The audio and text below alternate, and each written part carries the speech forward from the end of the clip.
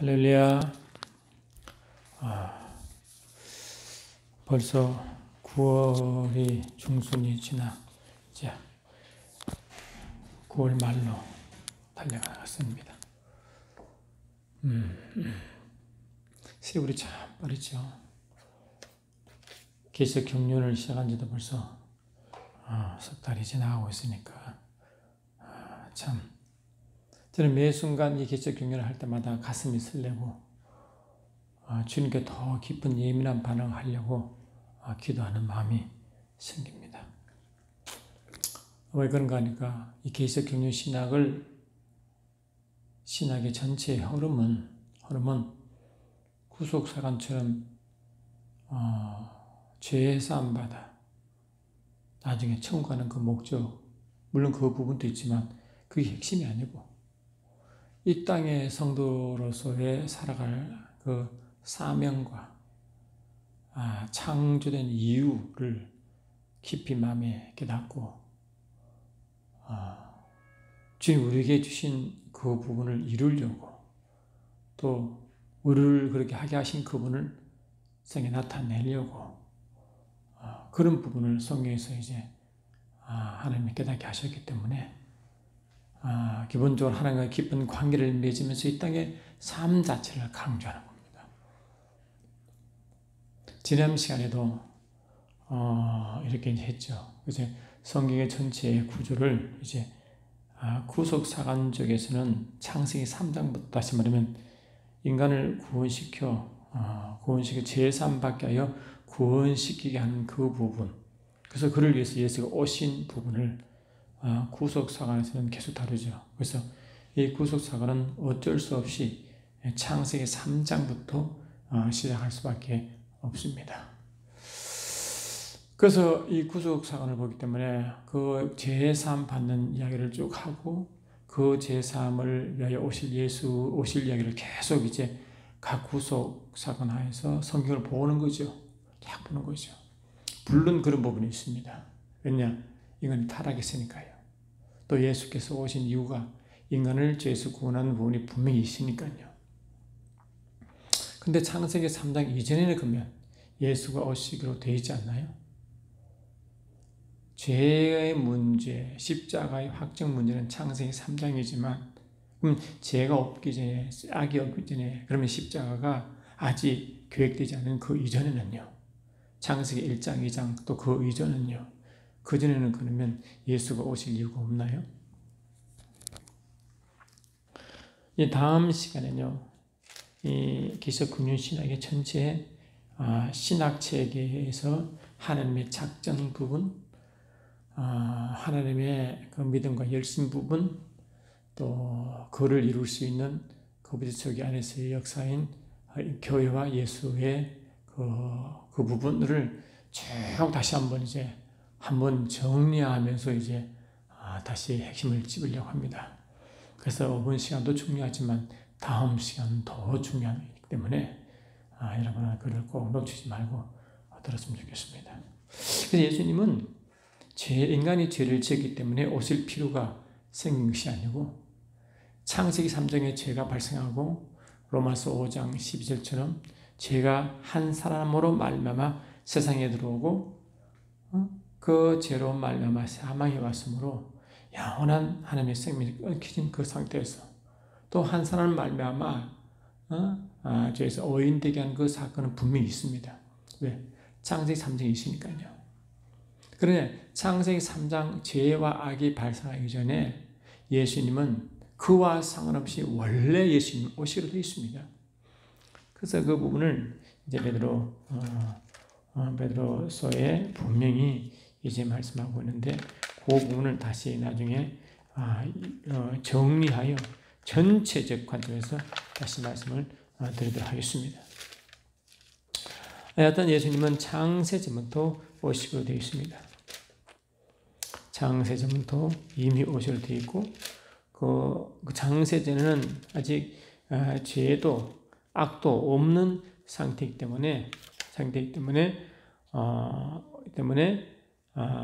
분명히 예수님은 죄와 상관없는 그 무엇을 이루러 오셨거든요. 그것이 뭐게요? 그 아버지의 뜻과 계획이겠죠, 당연히. 뜻과 계획이겠죠. 그래서 오늘은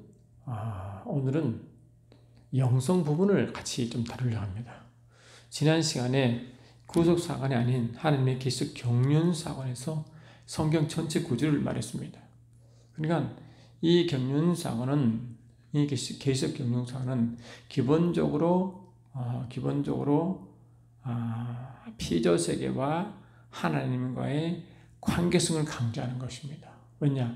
이 영생이라는 부분이 디도스 1장 2절처럼 이 영생 부분이 영원절 하나님이 약속하셨거든요.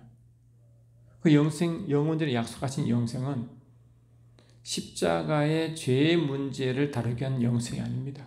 죄도 악도 없는 상태에서 약속하신 것이기 때문에 이 영생은 죄인으로서의 영생이 아니라 원래 죄가 없는 상태, 딱 의인으로서의 영생의 삶인 것입니다.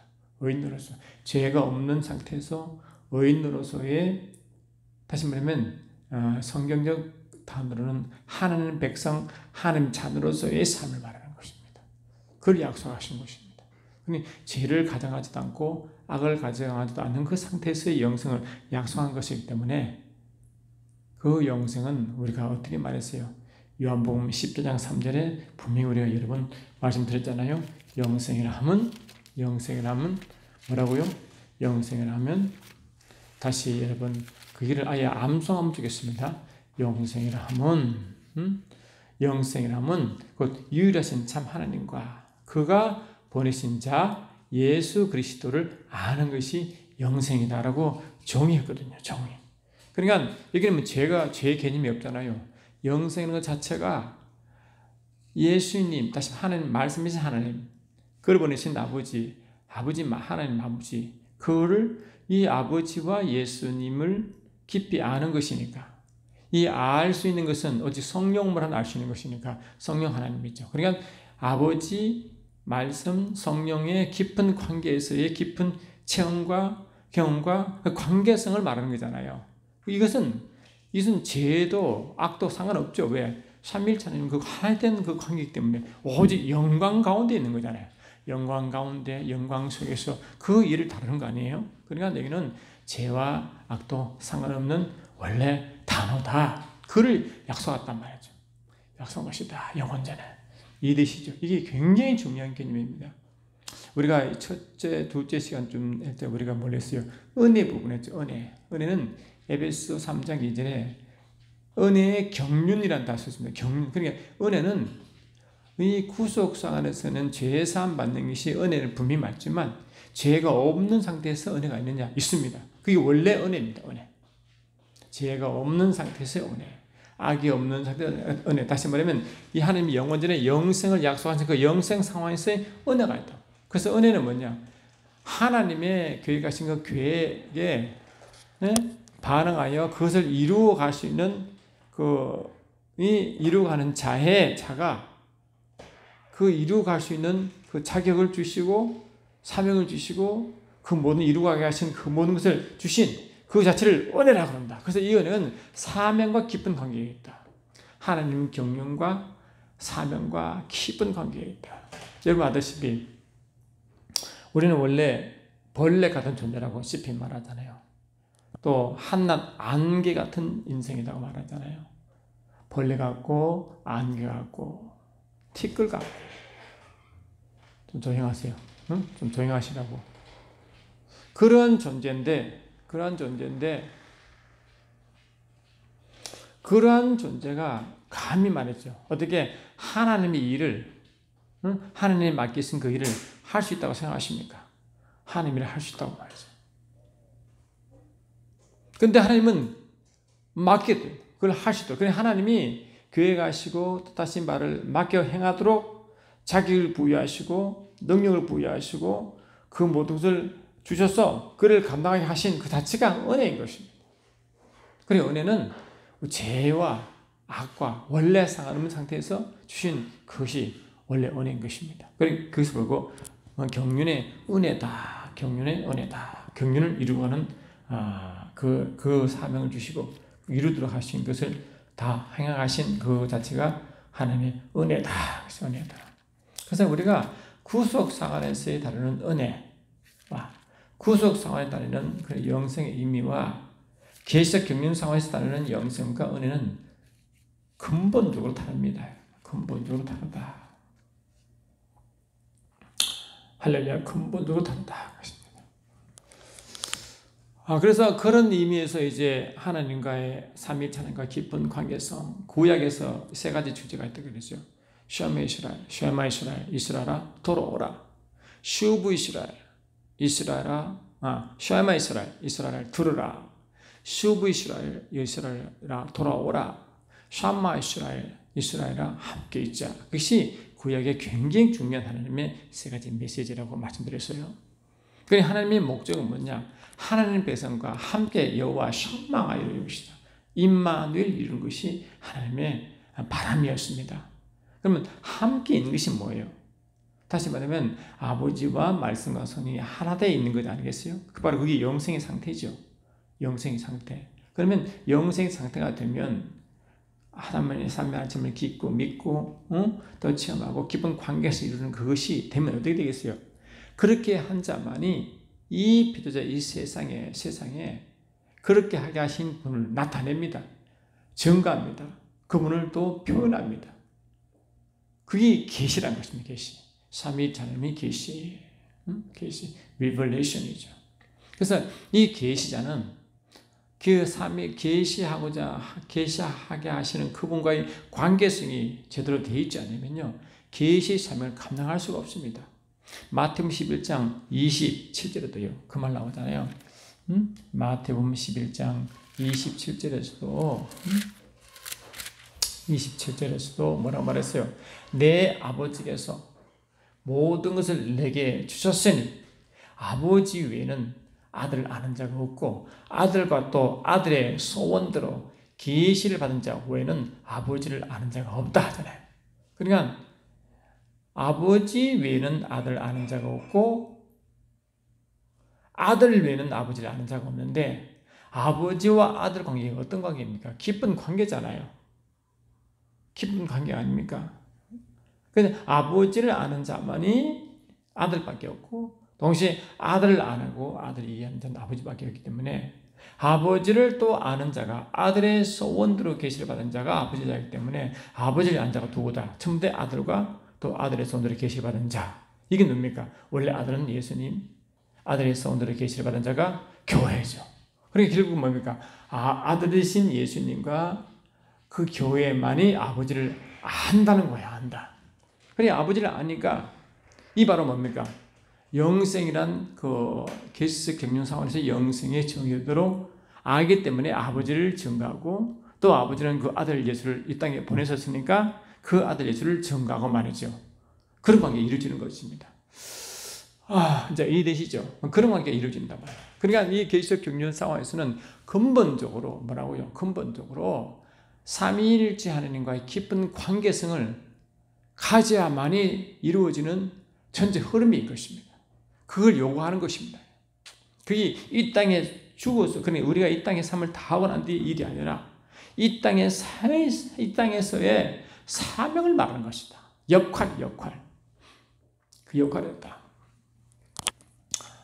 그래서 그 영원전에 하나님이 그런 영생을 계획하셨고 그 관계성을 이제 하나님이 바라셨고 그걸 이루고 가는 첫 번째 상징인데 이 창세기 이 피조물의 마지막 작품이 아담이었잖아요. 아담.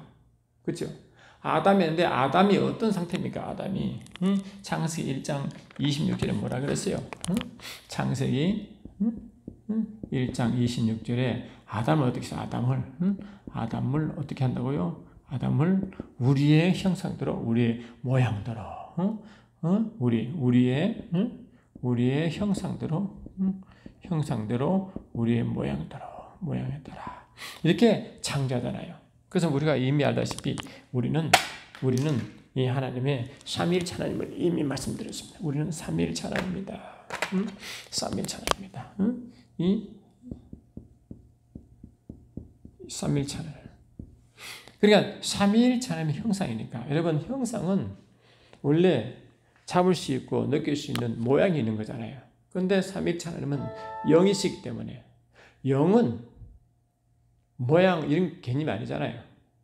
그러면 왜 이 영적인 단어를 이 형상이란 이런 물질 세계의 개념으로 설명할까요? 다시 말하면 보이지 아니하신 하나님을 보이는 것처럼 묘사하고 표현하는 그 기능이잖아요. 안 그래요? 그러니까 이 형상은 기본적으로 삼위일체 하나님의 속성을 말하고 신성을 말하는 그 모든 부분인데요. 그처럼 삼위일체 하나님 눈에 보이지 않고 볼 수 없고 만날 수 없는 그 하나님을 그대로 계시하고 드러내고 나타내는 그 의미가 속에 있다고요. 그 속에. 또 형상은 뭐냐? 닮은 것만 닮은 것. 아이콘이다. 아이콘.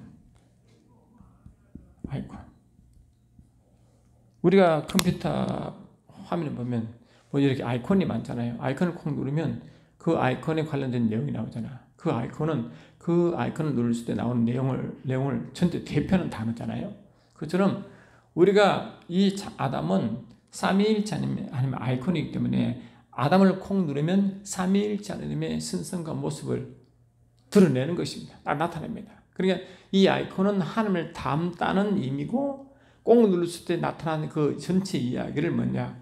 그를 하나님의 우리의 모양이라는 단어로 표현한 것입니다. 그래서 이 모양은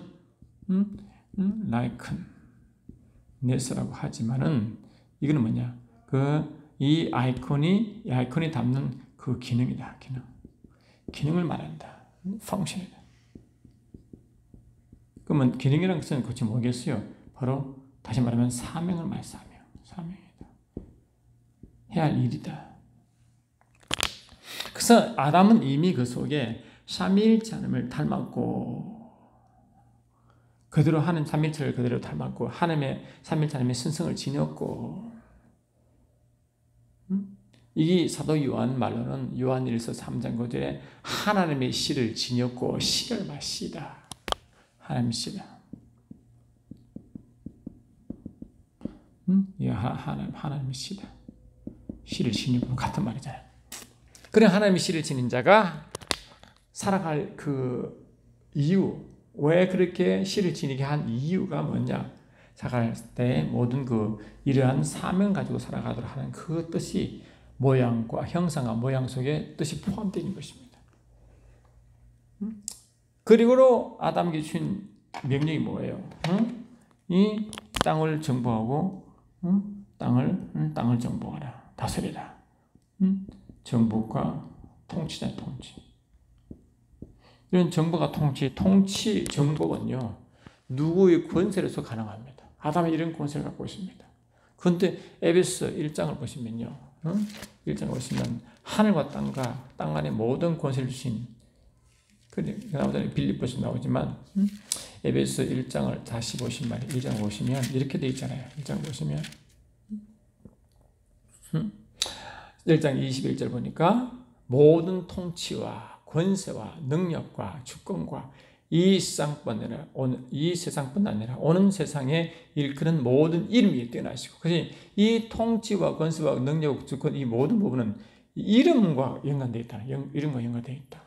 이걸 뭐라고요? 빌립보서는 똑같이 다른 말을 말하잖아요. 빌립보 2장 10절 보니까요. 9절 보니까 그러므로 하나님이 그를 지극히 높여 모든 이름 위에 뛰어난 이름을 주었으니 하시고 하늘에 있는 자들과 땅에 있는 자들과 땅 아래에 있는 자들로 모든 무릎을 예수 이름에 꿇게 하시고 그 이름에 무릎을 꿇게 만드는 그 능력이 있잖아요. 통치 능력이 있잖아요. 권세가 있잖아요. 그래서 저 이름이 영접하는 그 이름을 믿는 자에게 하나님의 자녀가 권세를 주잖아요. 그 이름을 믿는 자 이름이 있잖아요. 그게 다 포함되어 있는 것입니다. 그러니까 우리가 마가복음 16에서도 믿고 영접을 잘 이런 표적이 따르고 저희가 내 이름으로 귀신을 쫓아내며 새 방언을 말하며 뱀을 집어올리며 무슨 독을 마실지라도 해를 받지 않냐고 병든 자에게 서러운 점 나으리라 하심으로 이 악한 영의 세계에 이 통치권 있다고 말하잖아요. 질병에 대한 통치권, 마귀에 대한 통치권 다 있잖아요. 그게 왜 통치권, 정복권이 있는데 그거는 바로 하나님의 이름이다. 그러니까 아담은 기본적으로 하나님의 형상을 지니고 하나님의 속성을 지니고 그런 자가 하나님의 이름을 또 소유하고 있어서 뭐라고요? 이 사람의 이름을 가진 상태에서 정부가 통치와 또 그런 또 하나님을 이렇게 말하는가 그 하나님을 하나님의 일을 하는 그 사명이 있는데 이 우리가 에베소서 누가복음 3장 38절 보면요. 그 예수님이 족보 이야기가 쭉 나오잖아요. 족보 이야기 나오는데 마리아의 남편이 육적 남편이 요셉이잖아요. 근데 사람들은 예수님이 아버지가 육적인 아버지가 요셉인 줄 그렇게 이해했잖아요. 근데 아니잖아요. 예수님은 아버지부터 하늘 아버지부터 오셨잖아요. 그러니까 요셉의 육적인 실을 썩지 않고 아버지의 실로 오신 그분이 예수님인데, 근데 그 유대인들은 요셉이 예수님 육적 아버지가 요셉인 그 이해를 하고 있었기 때문에 그 요셉의 족보를 쭉 말하다가요. 갑자기 무슨 말을 하고 있냐니까요. 맨 끝에 와서 이렇게 말합니다. 누가복음 3장 그 족보가 쭉 나와가지고 요셉부터 시작해서요. 어디가 38절 보니까 그 위에는 에노스요, 그 위에는 셋이요, 그 위에는 아담이요, 그 위에는 하나님이시라 했잖아요. 그러니까 이걸 이제 킹제임스 성경은 뭘 말하느냐? 아담의 하나님은 아담은 하나님의 아들이요, 셋은 아담의 아들이요, 에노스는 셋의 아들이요 이렇게 말한다. 그러니까 이 아담을 하나님의 아들이라고 그렇게 표현한다. 하나님의 아들이라고 표현한다. 하나님의 아들이다. 하나님의 아들로 표현한다. 참 재밌잖아요. 참 놀라운 표현 아닙니까? 하나님의 아들이다. 그리고 이미 하나님의 아들에 대한 개념이 아담부터 시작합니다. 그런데 우리가 알다시피 하나님의 아들은 누굽니까? 첫 번째 예수님이잖아요. 그리고 또 하나님 아들이 누굽니까? 그게 몸된 교회죠. 그걸 어떻게 표현하느냐? 아브라함의 씨라고 표현하잖아요. 이 갈라디아 3장 6절, 7절, 8절, 갈라디아 3장 16절, 또 29절 보니까 아브라함의 씨가 그리스도요, 아브라함의 씨가 교회라고 분명히 말하잖아요. 참 신기하잖아요. 그러니까 이 아담 속에는 뭡니까? 하나님의 아들이 있고 이 속에 뭘 또 포함하느냐? 오실 메시아와 또 그 몸된 교회를 동시에 포함하는 단어가 아담입니다. 이 참 놀라운 단어 아니겠어요? 그래서 아담이라는 것은 바로 뭐냐? 이 하나님 아들이라는 개념이 들어가 있는 동시에 예수님과 교회가 포함되어 있는 이 아담 단어입니다. 참 놀랐습니다. 그래서 우리가 이미 잘 알다시피 이 로마서 5장 14절에 말하고 14절은 아담을 오실 자의 모형이다. 오실 자의 모형이다. 그러니까 오실 자가 누구? 예수님 아닙니까? 예수님의 모형이니까 아담은 예수의 그림자고 그 실자가 예수입니다. 근데 아버지 보기는요. 아담만 보입니다. 아담은 뭐냐? 그 첫째 오실 메시아를 인도하고 오실 메시아를 오실 메시아의 길을 예비하는 그 첫사람 아담과 실제로 오신 그 예수 아담, 그 두 아담은 보이는 것입니다. 그리고 교회는 뭡니까? 아담의 형상을 담은 그런 마지막 아담의 형상을 담은 그런 교회물이 그 첫 아담과 비슷하죠. 그런 모양으로 보입니다. 그 사이에 첫사람 아담과 마지막 아담 사이에 누가 타락한 아담의 모습이다. 그래서 하나님 보기에는 아담이 쭉 보이는 거, 아담이 보이는 것입니다.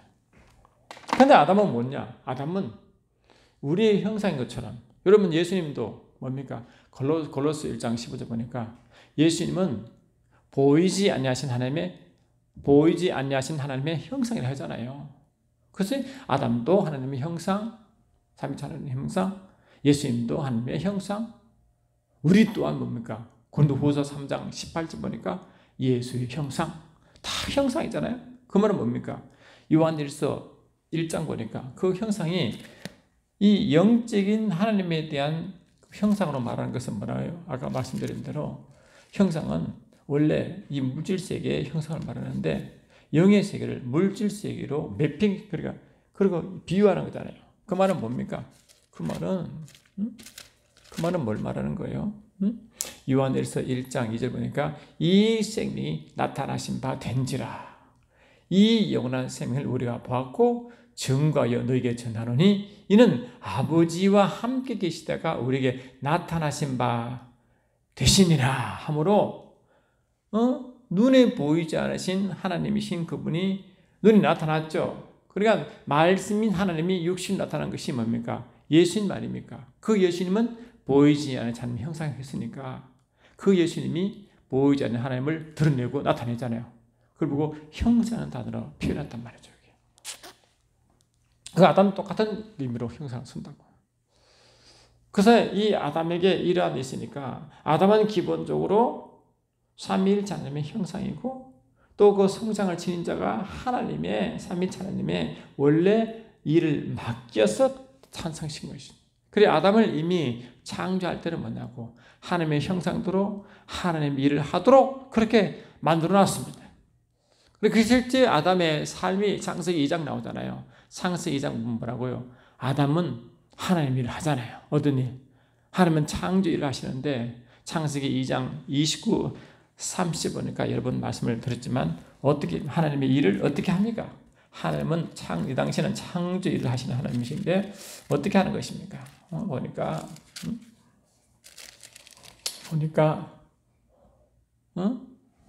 하나님이 어떻게 하신다고요? 하나님이 여호와 하나님이 흙으로 각종 들짐승과 공중의 각종 새를 지으시고 아담이 무엇이라 부르나 보시려고 그것들을 그에게 이끌어 가시니 아담이 각 생물을 부르는 것이 곧 그 이름이 되었더라 이러잖아요.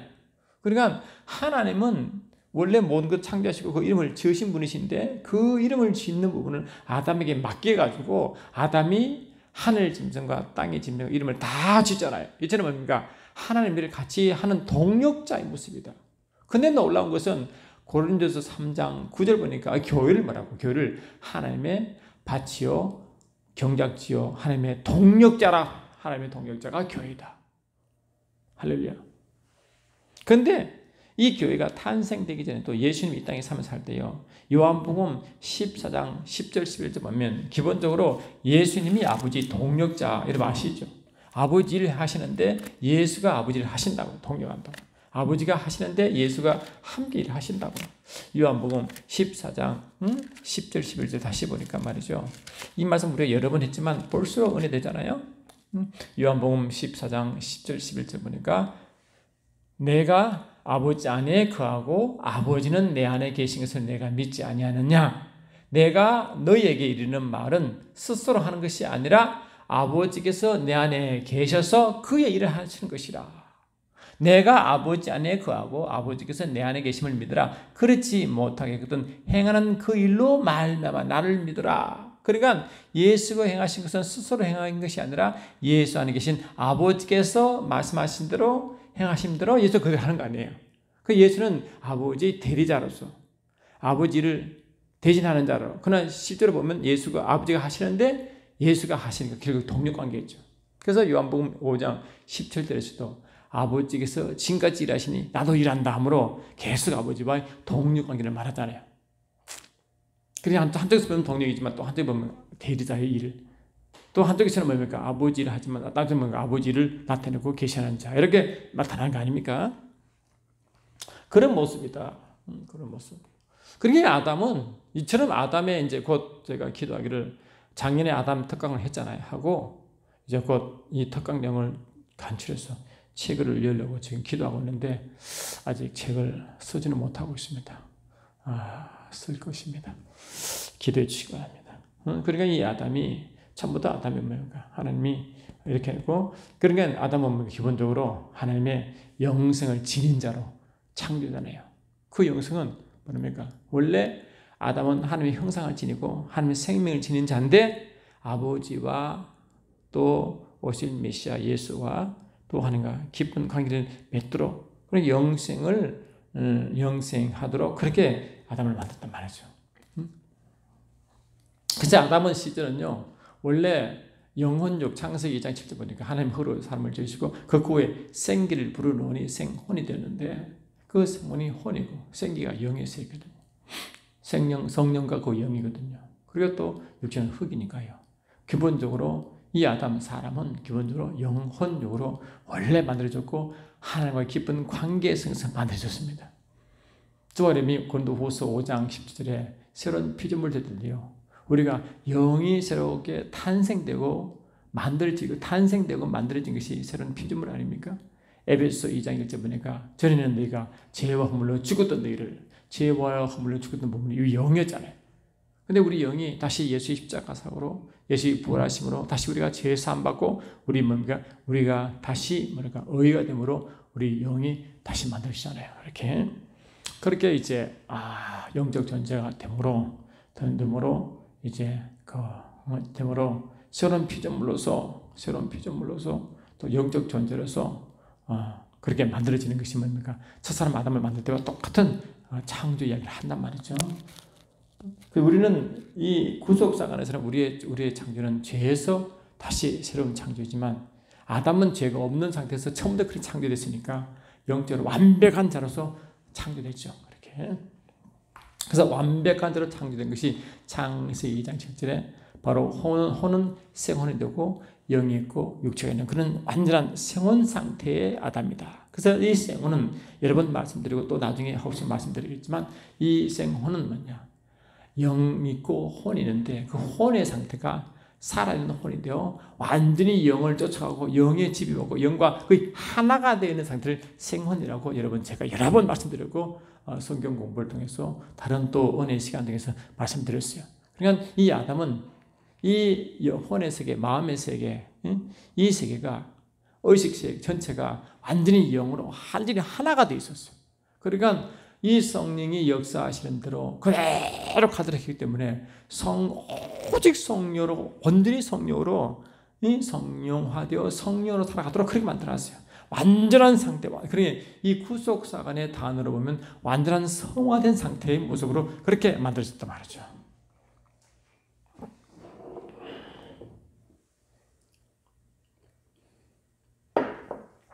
완전한 성화된 상태로 그 만들어진 상태가 아담이었다. 그래서 아담은 영혼육이 완전한 상태로 만들어진 완전한 성전으로서 예수님이 이 요한복음 2장 21절에 예수님이 성전이잖아요.